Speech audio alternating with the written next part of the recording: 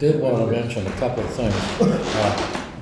District 2 school was one of, there were 6 different district schools, 1 being downtown, 2 being the lower part of Ragged Hill, 3 being on the rail, on the Ware Road, Route 9, just a little bit down from Salem Cross on the right-hand side, and there's a Prindle property. 3, 4 being the top of Ragged Hill, 5 being in Long Hill, and 6, which gets very little publicity, and it was the only school that did not have a group like Wickabog Valley, like a Valley Association. The Ragged Hill had, top of Ragged Hill, District 4, had a close-knit group of families, and they all did. Long Hill did. But District 6 was at the end of what we now know as Birch Hill Road. There was a small school up there in, I don't know where those students came from. I think just probably on Birch Hill Road and down that area. Yeah. But it was very small. It was one of the first ones closed, and it was always in any school reports, it was reported as being in very poor physical condition and so forth. But the other districts all had little communities like you were mentioning up there on in the valley. Another thing that when Ruth was reading that, I said, can you imagine a school bus driver with narcolepsy? You know, if you had a horse, it wouldn't be bad. You know, everybody in on a horse. He'd take you home. The horse would take you home and know the route anyway. But that one really kind of astounded me. And again, I want to compliment Mrs. LaPlante because you folks from the District 2 school area all had a superior education. Well, we did Yeah, indeed. yeah. I think we'll all agree Yeah, that. superior In fact, education. people from across the country, Yeah. you get to talk with them and they'll say, oh, she was the guiding light of my life. She has affected my whole life. Yeah. So it was remarkable. And there's a short biography of her. It was really an interview when someone did an oral history project back, I think, sometime in the late 1900s when she was over 90. And it's really interesting to read. She grew up in the Quabbin area, and her father died when she was young. But she went to the schools there, and the day she graduated from high school, they asked her if she would like to become a teacher. So she didn't. Well, they could see She that didn't you go really beyond not. high school, and she took to it, as you can say. Yeah. But I have to say that all of us at District Number 2 thought that the people at District Number 4 were just terrible hicks. We thought they were so, absolutely, we didn't want to associate with them, we didn't want to have anything to do with them. Every once in a while, the superintendent of schools would decide that the 2 schools needed to do something together. But it was never very popular, and we kind of stuck to our own kind, and the other kind stayed the other side of the room or the other side of the yard. But Bill has an interesting story to tell about one of the District 4 pupils who we will all remember very well. Well, I was in School Street School. It must have been maybe grade 4 or 5 when they closed the districts down. And Marie Grattan came down from the whole Grattan family, Doris and Marie came down to the School Street School. And there was a fellow, George Cook, who was kind of a wise guy, and he was always the leader of somebody getting in mischief. And George said to, well, you can tell the farmers are here, you can smell the cow manure all over the people. And Marie said, oh, is that right? And she says, I'll show you what the farmers are like. And she proceeded to throw him down on the ground, climb on him, and gave him a good thrashing right there, right there. No more that. And so everybody gave Marie a little extra room when she needed it. You'd have no reason to say much about her. She would make you regret it in a hurry. In language that you clearly understood. Oh, yeah. And you didn't, maybe never heard before. And Probably then, not at home. of course, later on, she became the first, maybe the only lady town cop. Yeah. You knew when Marie was on because that siren got a lot of work. Oh, yeah. Sunday mornings, you could tell Marie was on duty, and the crews are going up and down with the siren blaring. But Bill Jackson came down from that school, and he was quite refined in terms of, when you looked at, compared the two, he was fine, but I don't remember anybody else coming down. But District 2 always had a good reputation, and it's not. Yeah. You were going to say something about when. Oh, I was gonna say that Ruth should be commended on what she wrote. Oh, I remember a lot of things, but it's hard to put them in perspectives. I remember going up to the McGreevy farm with the whole class, and the bowling alley up in the camp. Remember that? And then there's also a Dutch lady that was right down below the school. oh, Yeah. Mrs. DeTurk, yeah. Yeah. We went down there. There's things like that, but it seems though Mrs. LaPlante had a way of putting things across, and you didn't forget it. And if you did, she'd remind you. She just wouldn't ignore you and go on, you know. No, she's, But to do 6 grades, most teachers have a hard time with 1 grade today. yeah, But, you're right. It's just too bad that everybody couldn't experience what we experienced in that school. It's true. And when she's talking about Mr. Thrasher, yeah, we used to ride a school bus from the Proudy Farm. In the summer, we had to walk down because of the mud. We used to push it out of the mud. Yeah, and then we'd ride in, but, no, a lot of good memories, a lot of good people. That's a lot of good stuff that you couldn't get it anymore. No, You know, just having people around to yeah, teach it or whatever, or do yeah, it was it. No, really that's what, something. you have to involve guns and anything else that's kills. Yeah. Yeah. Is that Mr. Thresher, did he live at the bottom of the hill? Yeah. Yes, he Right. did. Right next to on the us, corner. Wicklebug, Yeah. down Okay. there, yeah. Yeah. And Red He was- House. Dr. Mark Yeah. lived, okay. Yeah, his family came from the Quabbin area. A Yes. lot of people came to West No, Brookfield. that wasn't Harrison Thresher. was Yes, it? Yeah. yes, it was. Who subsequently He was moved senior. downtown. Right, the son lived there too. Teddy Thresher's father? Yeah, Yeah. Yeah, Okay, he moved downtown there. He had a bus company that, he had a big flexible bus like the short line Yeah. had. Remember that? Do you recall that? I remember it, but I never wrote on it. well, No. I remember we it. See it now. just rode the Woody. Yeah, he did special tours and, people going into Springfield or a Red Really? Sox game or Yeah. I'm something. amazed at that. Like, I never heard of that aspect of his life. Yeah. He always seemed like he was asleep mostly. I remember about one time, Harrison Thrasher, I locked him in his outhouse, Oh, and he fell asleep in there like that day, you know. I don't know what he missed, but anyway, I don't know how he got out. why did you lock him? Why would you lock him in? The lock was there, and I was there. One thing led to another, that's all. Didn't seem like a very friendly thing to do. I wasn't a nice kid. oh, was that when he lived down street or when he lived on Ragged Hill? On Ragged Hill, On Ragged Oh, Hill. Ragged Hill. yeah, Or actually, the valley. Valley. Yeah, the Valley. Yeah, that's what we started anyway. I'm going to ask an unpopular question here.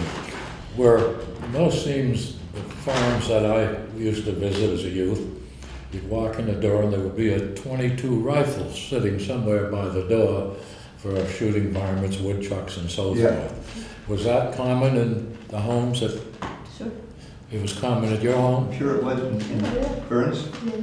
It And was? my family too. Still goes. Yours? Yeah. My father had an old 12-gauge shotgun, excuse me, but I don't remember it being near the door. It seems to me it was upstairs under his bed or something. I don't We did remember have where it was either like that, but I remember one time, I said, I've got to take a route out of this, you know, like that. So I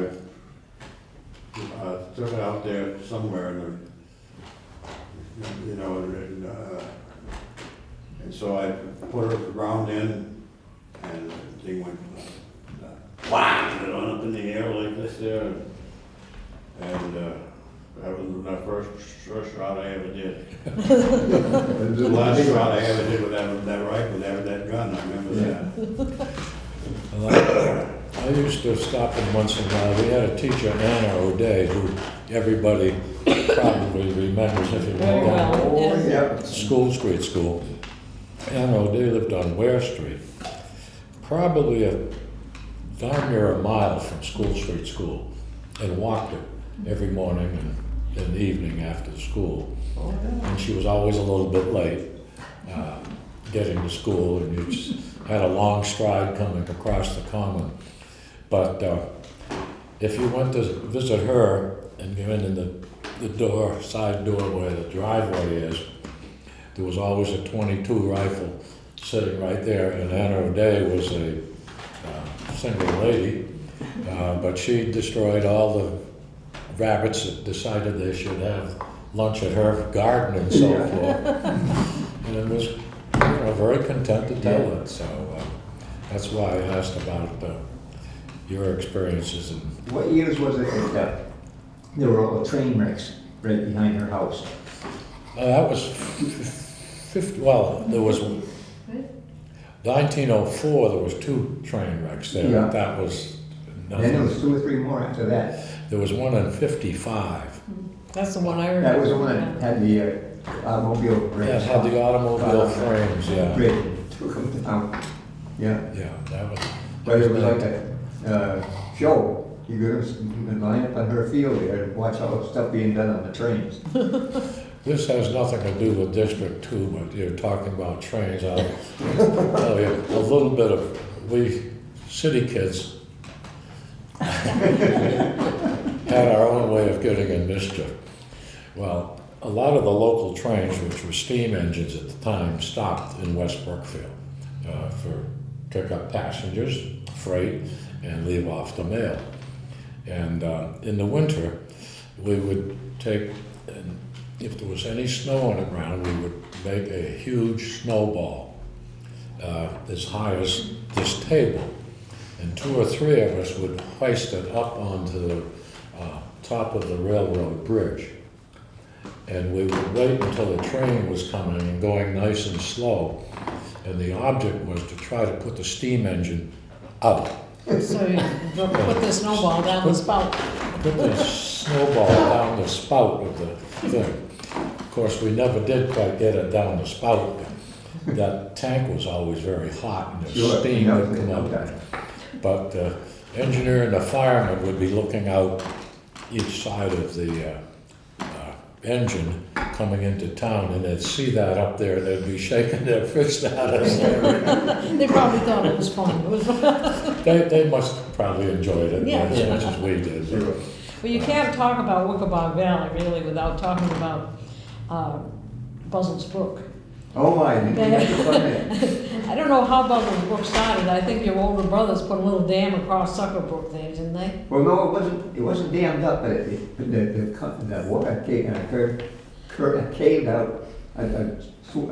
Yeah. So we had enough room to dive and, you know, swim in deep, and it was all sand. Yeah, it was Well, beautiful. unfortunately, since then, that brook decided to take it across just before the brook, and it made a big gouge in there, and it doesn't come down to the swimming hole anymore.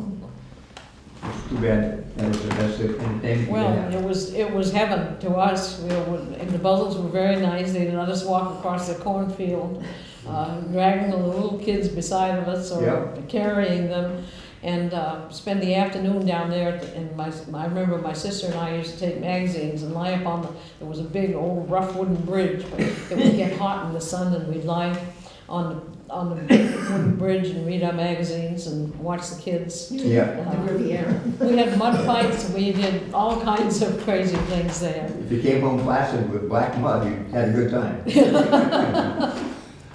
Did the 55 flood change the, I think it was around then when it happened. Yeah, And it took it right down and made it actually was the brook's width and everything. It was deep, so it was quite a lot of rushing water. it was nice. Yep. And of course, McCreevy's farm too, they raised thousands of turkeys. Yeah. Yeah, I think that was about the big 3,000 every time. We got up to 5,000, trying to get rid of 5,000 turkeys in West Brookfield, if you can imagine. Yeah. Not an easy trip. Didn't used to take a lot too into the state. I'll read to you what I remember because I was in the school only 1 year. My parents were much more interested in the school really and had lifelong interest in it than I did. My name is Fern McCreevy Maskell. My family, the McCreevys, coming directly from Ireland, have been in West Brookfield for over 127 years. I was advantaged by having talented parents. This story is kind of a pan to them instead of my own story. My father was born here in 1894. He and his brother Dan went through the District 2 regime. My father, Francis, went on to gain a high school diploma when few people did. At that time, transportation to school was up to the individual, and he told me he was always glad when the lake froze over because he could shortcut to catch the Warren trolley. In his 20s, no teacher could or would go to school, so for 1 year, as a high school graduate, he taught for the school day and went home to his dairy farm and turkey farm in the evening. In later life, he was elected to many boards, often to the school board. He eventually went into politics, and he once bought and sold the district school. My mother came from Warren, and she and her 2 sisters became country school teachers. When she married, she had to leave teaching as that was the law. In my family, there were 6 children, 5 attended District 2 school, and all did fine. So as far as the school affecting us, I don't think it did anything but good. The lovely teacher, Miss Kennedy, lived with us, and she conferred nightly with my mother about school. This circumstance probably enhanced my good feeling about school. I later graduated from the University of Massachusetts and taught myself in several Massachusetts communities before getting to other businesses. Did the system hurt me? No. I don't remember much of World War II. One alumni, Bob Frew, was killed. I think he was killed over Saipan coming home. My teacher's boyfriend would pick her up in his uniform, and we were duly impressed. He had the dress hat, which at that time was a big, big hat, very handsome. But I really wrote about the socials. The socials were a gathering of neighbors for the purpose of engendering patriotism, appreciation of rural living and agriculture, and for sociability. The socials were held in the evening in the school itself. There were elected officers. My father was once president, I know that. And there was a schedule of meetings. At each meeting, one family would be responsible for entertainment. The form of the social meant first they'd have a board meeting, then entertainment, then dancing, even children danced, and then food, lots of good food. The inventiveness of the neighbors getting entertainment is outstanding in my mind. One elderly couple, this was the Richardsons, if you remember, brought in 2 trunks of matching horse blankets. And then they explained the purpose for the blankets, how they're affected by, the horses were affected by the time of the year, the weather, and the use for each set of blankets. Another family contracted an accordion studio, and we were regaled by old favorites, patriotic songs, and polkas. Singers were popular. I recall the lucky old son with nothing to do but roll around heaven all day. And that's an oldie. My best memories are of the Christmas socials, which my mother ran. She played the piano, and we, as toys, marched across the floor. A curtain on a wire separated the stage from the audience, and we toys were well received. My brother was a jack-in-the-box, hopping along in the biggest cardboard box we could find, painted red. His clown suit got cheers. Then came toy soldiers, dolls, a rocking horse, and a fuzzy teddy bear. Santa watched us all assiduously as he would in his workshop, and then he later passed on gifts to his young admirers. Disney tunes were learned for all the shows, and the audience joined in at will. I remember the words Salamadoola, Michikapoola, Bibbidi Bobbidi Boo. We also learned some oldies, Don't Sit Under the Apple Tree with Anyone Else But Me, or There Ain't No Maybe in My Baby's Eyes. When Francis dances with me, he looks like a head waiter up at the Ritz, and I wears a gown that has 28 slits. A couple danced to this, and she had made 28 slits in her gown. There was something intangibly wonderful about being out after dark in such a setting when one is young. It could have been the Stork Club, as far as we were concerned, such as my sparkling memory of the socials, which were a large part of my life once. So, okay. Very Very interesting. nice, thank you. Very nice. Good job. I remember the turkeys. My mother, Oh, we had a big family, and a lot of times we had other relatives come. And we had a big old black iron kitchen range that we used for cooking. And the biggest turkey that we ever had, we bought from McCreery's, and it weighed 42 pounds. 42? And it could just barely fit into the oven. If it was any bigger, it wouldn't have gone. 42 pounds. 42-pound turkey, yeah. Yeah, well, they got good feeding, that's why they had big No, they turkeys. called it milk fed, which means that they were fed with products heavy in milk, but they Yeah. didn't actually. Yeah. But Put a we lot had of big weight on it. turkey too, though, and we always had a damaged turkey because waste not, want not. Of course. You don't, you can't sell it and eat it. That's right. Good days. And I remember that water fountain, it wasn't really, it was gravity fed if you turned it upside down. Right? And then, You know, it was so unsanitary. When you stop and think about it. We used to go down the cellar in the morning, bring up the pails of water and fill that. Yeah. That thing up. I never knew how the water got there, Richard. Now that's something I I came down by learned. itself and down the hill, and it was all lead pipe.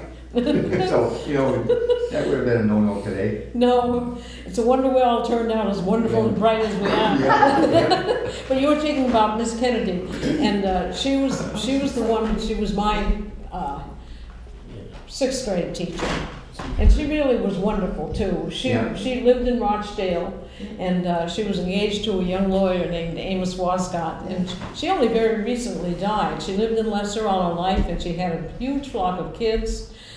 She was just a delightful person. yeah. We enjoyed her a lot. We took her to, she took her home class, I think, to the school, actually, to Higgins Memorial. Yeah, that's right. She got her fiance. They took 2 cars and they drove all of us to Higgins Memorial. And at that point, I was interested in lords and ladies and all of that stuff. I just remember being so enthralled with that museum. It was Yeah. wonderful. Oh, it seems like everybody up in the valley had a brood of kids, like.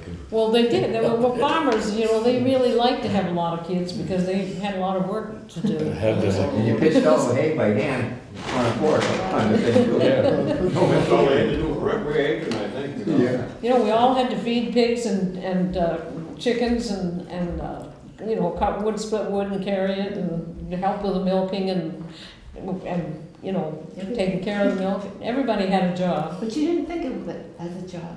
No, it was just, Like what you did. it was just what you do. That's all. It's like you get up in the morning and brush your teeth. Yeah. Part of life. But I think that was one reason why we didn't have homework. And the other reason really was because if the teacher is teaching one class, she's got 5 classes who have to have something to do. So you basically did your homework in what we would have called study period.